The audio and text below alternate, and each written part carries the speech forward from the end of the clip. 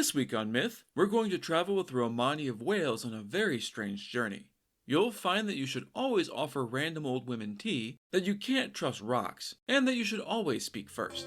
Then, in Gods and Monsters, some princesses are going to get caught dancing with the devil in the pale moonlight.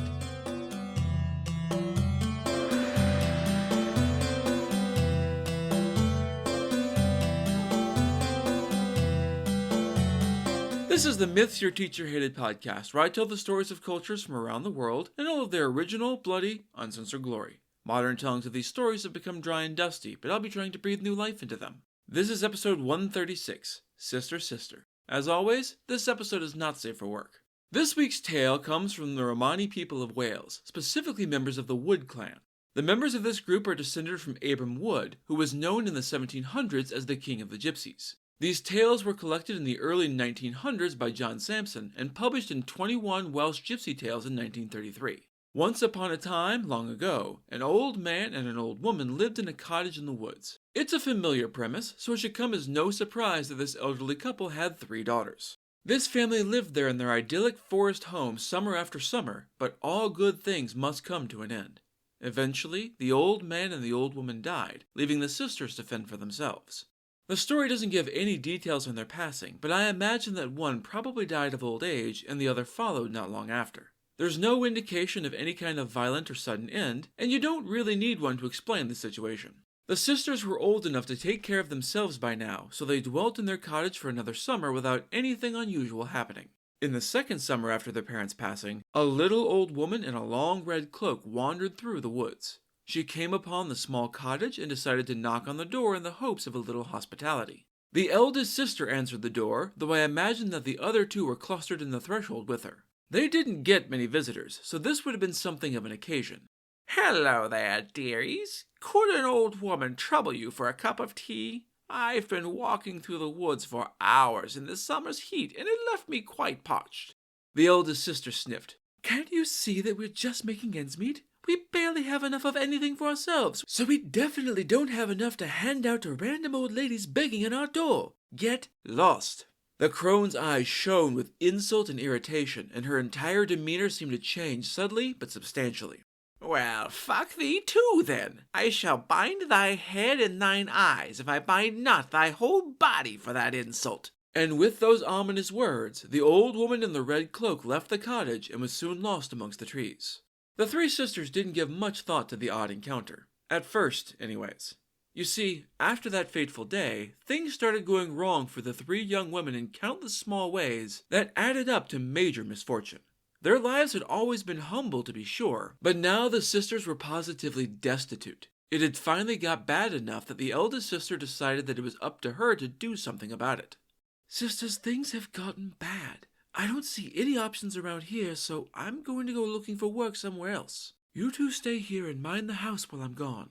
Keep an eye on the spring, though. If you see it dry up and find blood in the ladle, then know that some evil has befallen me. If that happens, one of you please come and find me?" The 2 younger sisters promised to do as the eldest asked, and so she left. After she was gone, they arose each morning and checked the spring in case the dire tokens the eldest sister had warned of came to pass. They're going to be doing that pretty much every day for the moment, so let's cut to the eldest sister instead. I don't know if the young woman knew where she was going and just severely overestimated her own fortitude, or if she was just unaware of the world at large and wandered in it up to her eyeballs.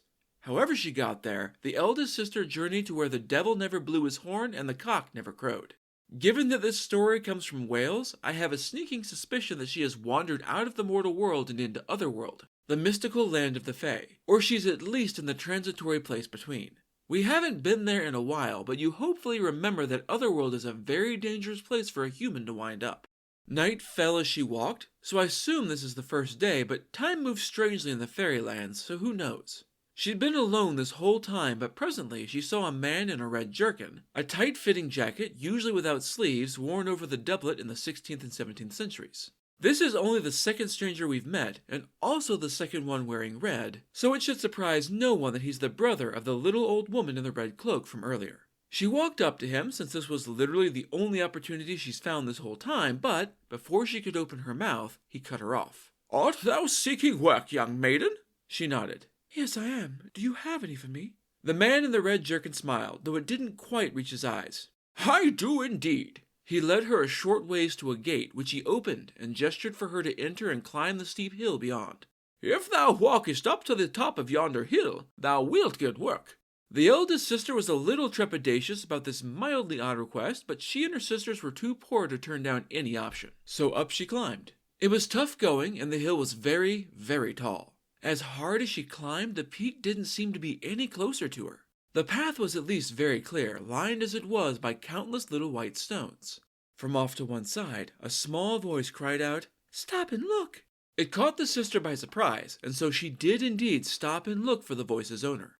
There was no one there except the little white stones, which cried out again and drew her eye. As she looked at one of the small rocks, she was bewitched. The poor girl fell into a trance and felt her body shiver and change. The world rose up around her. No, wait, she was shrinking. In mere moments, she was just another little white stone lining the path up the hill, silent and still. Red Cloak had indeed bound her head and her eyes with an enchantment, and now, as threatened, she had bound her whole body. Meanwhile, back at the cottage, an indeterminate amount of time had passed with no word from the eldest sister. One morning that seemed like any other, the middle sister went out to check the spring as she had every morning since her elder sister left. This time, though, she could see that something was different as soon as she opened the door. The spring had dried up completely. Rushing over, she was horrified but unsurprised to find blood in the ladle. "Some evil has clearly befallen my sister." She raced back inside to find the youngest sister and share the awful news. As soon as the other had also beheld the terrible portent, the spring flowed clean and clear again, and the ladle was bright and spotless. They had promised their elder sister to come for her, and so the middle sister resolved to set out immediately. "You stay here and mind the house while I'm gone. Keep an eye on the spring. If you see it dry up and find blood in the ladle, then know that some evil has befallen me. If that happens, please come and find me." And she too set out in the direction she'd watched her elder sister go. I don't know if they both followed the same path through the woods, or if she's just a good enough tracker to be able to follow her elder sister's trail. Either way, she was able to journey to that dangerous land where the devil never blew his horn and the cock never crowed. Like her elder, she hadn't encountered anyone along the entire path of uncertain duration until she came upon the man in the red jerkin. She walked up to him and opened her mouth, but before she could utter a word, Red Jerkin cut her off. "Art thou seeking work, young maiden?" She shook her head. "No, I'm actually looking for my older sister. I'm pretty sure she came this way. Have you seen her?" "I have indeed seen thy sister. She headed up yonder hill beyond the gate. She has found work and is doing very well for herself." "Could I go and see her?" Red Jerkin smiled widely, but it still didn't reach his eyes. "If thou walkest up to the top of yonder hill, thou wilt find thy sister." He opened the gate for her and gestured up the hill for her to continue. Nervous but determined, she walked through the gate and began to climb the hill. It was very steep and the going was very rough, and the peak didn't seem to be getting any closer. "Stop!" cried a small voice. The middle sister ignored it, continuing on her determined way. "Look!" cried a second voice. The young woman ignored that one too. She wasn't going to be distracted from her search for her sister. "Lo, here is thy sister!" That brought her up short. She stopped abruptly and looked around for the mysterious voice and, even more, for her missing sister, but found only the small white stones. As she looked at the small rock that had spoken, she was bewitched. The poor girl fell into a trance and felt her body shiver and change. She twisted and shrunk until she was just another little stone lining the path up the hill, silent and still.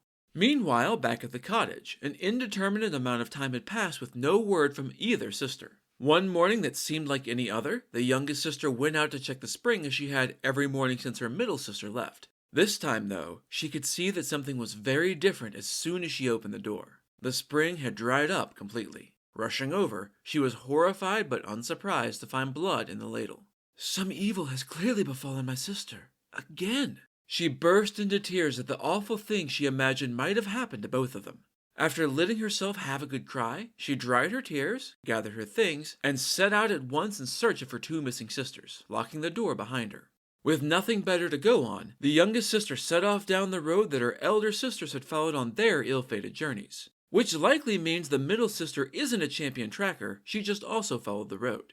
That twisty road led her to that same strange land where the devil never sounded his horn and the cock never crowed. Like her elders, she hadn't encountered anyone along the entire path of uncertain duration until she came upon the man in the red jerkin. The youngest sister had more courage and spirit than her elders, so she cut Red Jerkin off before he could speak. Being the youngest, she might also have a lot of experience cutting people off to try and get a word in edgewise. She knew that something bad had befallen her sisters, but she didn't want to give the game away. This odd-looking dude might know something, but she thought it best to play innocent and follow in her eldest sister's footsteps. "I'm looking for work. Do you know if there's any work needing to be done around here?" Red Jerkin looked like he had swallowed a particularly pointy stone and it was giving him indigestion, but he nodded.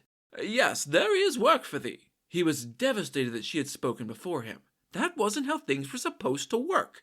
Dejected or not, Red Jerkin still had a job to do, so he opened the gate for the youngest sister and ushered her up the hill. "If thou walkest up to the top of yonder hill, thou wilt get work." Thanking him, but also keeping a cautious eye on the strange man in the red jacket, she went through and began to climb.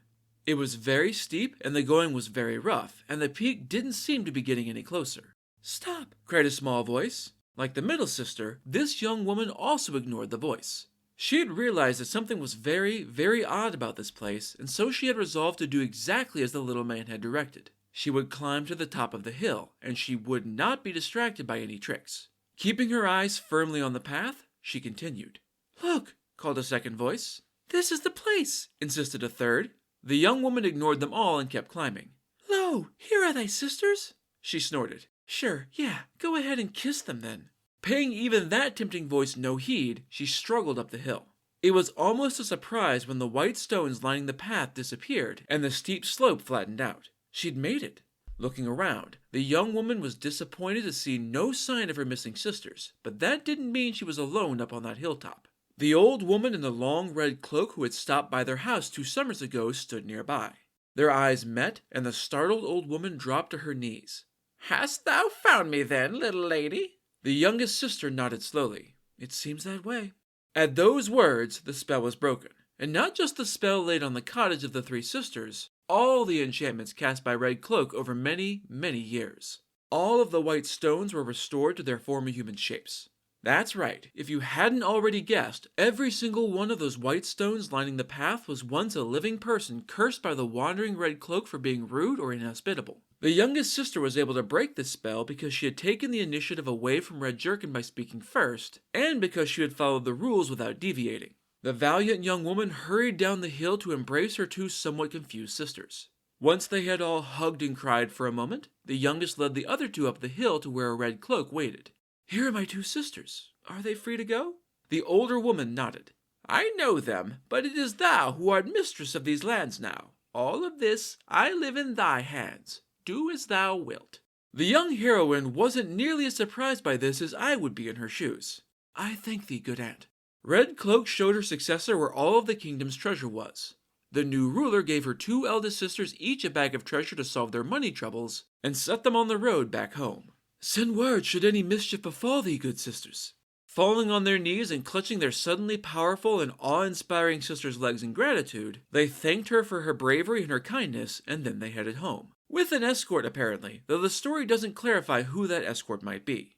The youngest sister became the greatest lady in the land, and married Red Jerkin, which seems a tad odd given how upset he was, but maybe it was a matter of joining the 2 ruling lines. It's possible that his earlier dismay was just about his trickery failing, not about his future bride speaking up first. She's clearly in charge here, just as Red Cloak once was. It's highly likely that both Red Cloak and her brother Red Jerkin are fairies, and that means that the youngest sister has just become one as well. All hail the new Queen of the Fae, who lived happily with her new family from then on, up to the present day. And so, with the brave sister still ruling wisely and well over her Fae court, it's time for Gods and Monsters. This is a segment where I get into a little more detail about the personalities and history of one of the gods or monsters from this week's pantheon that was not discussed in the main story. This week's reckless youths are the 3 girls. This tale comes from Gypsy Folk Tales, collected by Francie Hines Groom in 1899, and was originally from the Slovak, Moravian, and Bohemian Romani peoples. Once upon a time in a distant land, there lived a king with his 3 daughters who were, naturally enough, all princesses. Being wild and reckless young women, the 3 sisters used to sneak out of the palace at night and vanish into the wilds. They kept their destination and actions secret from their father because what they were doing was cavorting with devils. Being both a king and a father, the older man didn't like not knowing, so he did what kings do best. He told someone else to do the work. He had a courtier named Jankos who he trusted with such sensitive matters. In turn, Jankos leaned on a woman named Halinka, who might be a sorceress, a fairy, or an alternate form of Jankos himself, for wisdom and advice. The king summoned Jankos for an audience. Has anyone seen where my daughters go in the night? No? Then find the fuck out. They're not home one single night of the week, and their shoes are starting to wear out from all the sneaking. Jankos' plan was to lay down in front of the princess's door to make sure he could find out where they went. It's not subtle, but it's at least simple and direct. He talked it over with Halenka. If the girls realize that you're lying in wait for them, they'll fling you on the fire and prick you with needles. Pretend to be so deeply asleep that you're practically a corpse, and do not stir until they pass. It was good advice, so Jankos did as she said. That night, the devils came for the girls as they did every night. The princesses happily went with them to hell as they also did every night. They paid no mind to Jankos as they stepped over his motionless body and headed out, so he was able to secretly follow after. They made their way out of the palace and into the diamond forest. That's not a metaphor or a clever name. It's a literal forest made of diamond. He broke off a twig from one of the diamond trees as he went, which made a sharp crack. The three sisters couldn't miss the unexpected sound and looked back. Jankos had been counting on stealth to keep himself unnoticed, so they saw him as he ducked out of sight. Is that Jankos following behind us? The devil sneered. So what if it is? Let him follow. They all traveled on and soon came to the glass forest.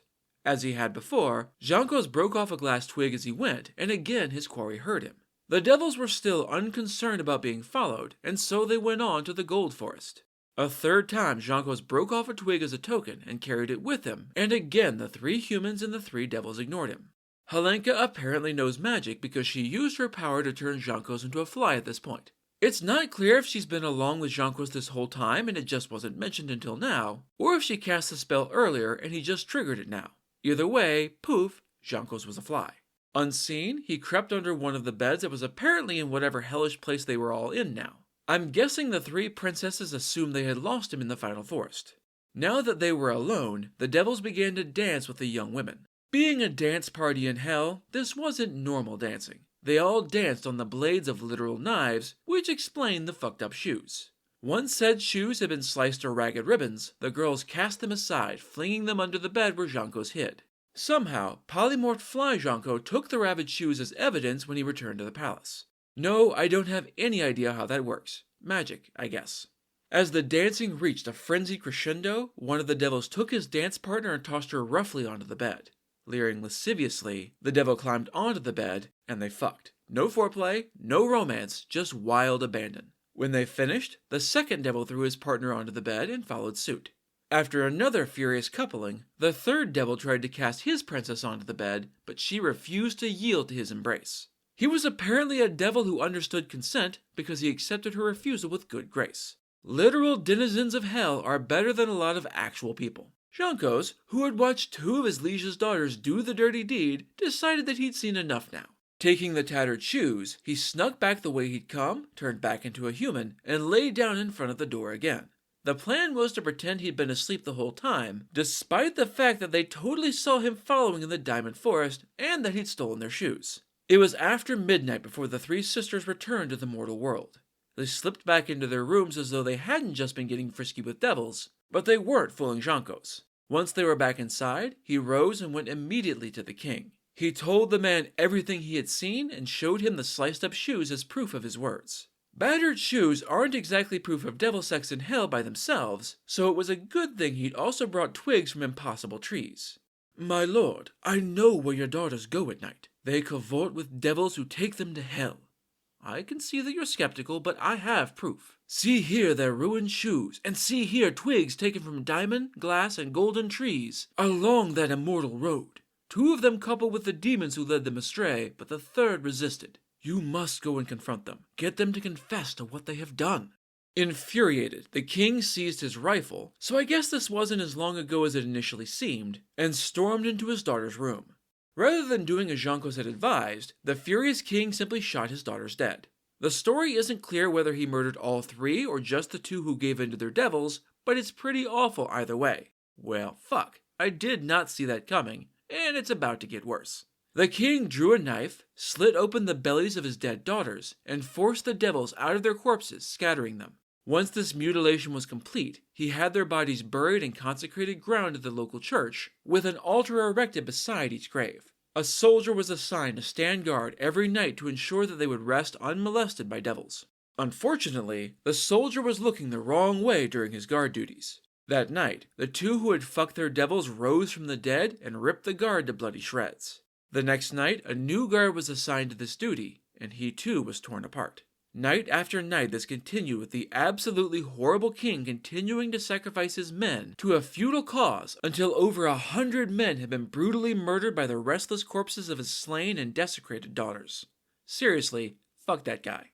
One night, this cursed duty fell upon a new recruit. He knew good and well that this was a death sentence, but so was disobeying the king. Caught between a rock and a hard place, he forced himself to stand guard, but couldn't keep himself from weeping. In answer to his hopeless prayers, Jankos and a strange little old man came to meet the poor, terrified soldier. According to the story, the old man was secretly God in disguise, presumably the Christian God given everything else in the story. Patting the soldier's arm compassionately, he gave the young man advice. When the clock strikes midnight, the slain princesses will rise from their coffins. As soon as they do, jump down into the abandoned grave and lie down in the now empty coffin. Whatever you do, stay in the coffin and do not leave for any reason. If you do, they will tear you to gory shreds. They won't make it easy for you. They will beg you to come out, and they will threaten you, and they may even fling hellfire at you. Do not leave. Trembling like a leaf, the soldier said he would do so. When the clock struck midnight, the women rose from the consecrated soil and stalked the young soldier. Terrified, he kept his wits around him enough to leap down into one of the empty graves and hide there. He cowered, shivering in terror as they cajoled and threatened and attacked him. He stayed there all night until finally dawn broke over the world. As the light banished the dark, silence fell over the graveyard. The young soldier climbed slowly out of the grave, wary of a trap. It was no trap. The two formerly vengeful princess revenants had the blush of life returned to their cheeks, and were kneeling at the altars by their graves in prayer. Somehow, they were even lovelier now than they had been before they died. The story specified only that the two who had slept with their devils returned to life, and doesn't mention the third princess at all. Maybe it's because she never died, or maybe it's because she wasn't resurrected since she was never an undead. I hope it's the former. In a sudden and utterly out of left field development, the young soldier married one of the sisters, and Jankos married the other. Their terrible filicidal father was thrilled to see the daughters he had murdered in utter fucking cold blood return to life. Everyone lived happily ever after, though presumably with some god-tier trauma to work through. I love the phrasing the story uses to end the tale. To quote, "If they are not dead, they are still alive." This story is a very interesting one. It's similar in a lot of ways to the Grimm's fairy tale, The Shoes That Were Danced to Pieces, as well as the Romanian fairy tale, The Slippers of the 12 Princesses. It has some wild twists and turns, and ends in a fairly unsatisfying way. I kind of wish the undead revenant/vampire princesses had gotten more screen time. They felt very revenge horror film, and should have gotten to confront their father rather than 100 random red shirts. But that's how the fairy tale cookie crumbles. That's it for this episode of Myths Your Teacher Hated. Keep up with new episodes on our Facebook page, on iTunes, on TuneIn, on Verbal, and on Spotify. Or you can follow us on Twitter as @HardcoreMyth, on Instagram as Myths Your Teacher Hated Pod, and on Tumblr as Myths Your Teacher Hated. You can also find news and episodes on our website at mythsyourteacherhated.com. If you have any questions, any gods or monsters you'd want to learn about, or any ideas or future stories that you'd like to hear, feel free to drop me a line. I'm trying to pull as much material from as many different cultures as possible, but there are all sorts of stories I've never heard, so suggestions are appreciated. The theme music is by Tiny Cheese Puff. Next time, we're headed to the forgotten kingdoms of Armenia for tales of wandering princesses and immortal giants. You'll learn that the best horses are lightning horses, that giants are always creepers, and that princes make effective servants. Then, in Gods and Monsters, you'll see that if you dream it, you can achieve it, but only after sailing to a lot of strange places first. That's all for now. Thanks for listening.